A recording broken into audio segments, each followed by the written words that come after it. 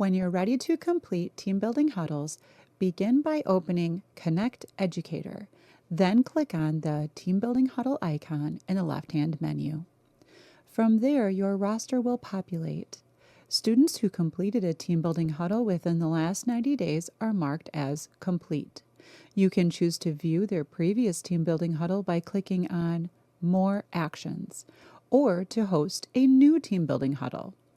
If you notice a red lock next to a student's name, you can assume that another user is actively editing that student. You will be unable to edit that student until the red lock disappears. To host a new team building huddle, begin by clicking on the green Host Team Building Huddles button in the center of the page. A welcome message will pop up. Within this window, you will complete your team building huddle. You can choose to host a team building huddle with one or more students simultaneously. Click on the name or names of the students you are hosting, then click Next. Follow the prompts. When you get to questions for which you will add notes, simply click inside the text box and type your notes. Click on each student's unique circle to enter notes for individual students within a group team building huddle.